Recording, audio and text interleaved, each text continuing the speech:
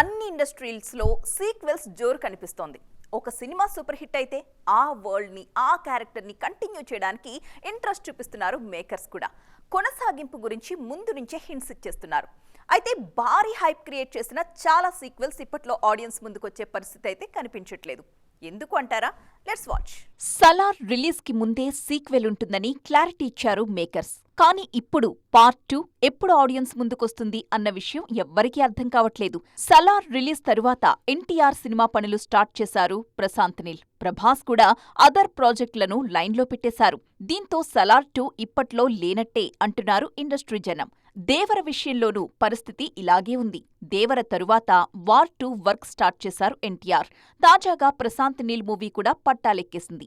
ఈ రెండు భారీ చిత్రాలే కావడంతో అవి పూర్తి కావడానికి కనీసం మరో ఏడాది సమయమైనా పడుతుంది. అంటే ఆ తరువాతే దేవర 2 పట్టాలెక్కుతుందన్నమాట. పుష్ప 2 షూటింగ్ టైంలోనే పుష్ప 3 కూడా ఉంటుందన్న హింట్ ఇచ్చారు మేకర్స్. అయితే లైన్ కూడా రెడీగా ఉందని చెప్పినా ఇప్పట్లో ఆ సినిమా సెట్స్ మీదకు వెళ్లే అవకాశమైతే లేదు. త్రివిక్రమ్, అట్లీ ప్రాజెక్టులతో బిజీగా ఉన్న బన్నీ మళ్లీ పుష్ప వరల్డ్లోకి వస్తారా లేదా అన్నది అనుమానమే. గతంలో RRRకి కూడా సీక్వెల్ ఉంటుందన్న హింట్ ఇచ్చారు రచయిత విజయేంద్ర ప్రసాద్. ఆల్రెడీ పాయింట్ కూడా ఓకే అయిందని చెప్పారు. కానీ మహేష్ మూవీ పనుల్లో బిజీగా ఉన్న జక్కన్న మరో ప్రాజెక్టు గురించి ఆలోచించే ప్రసక్తే లేదు.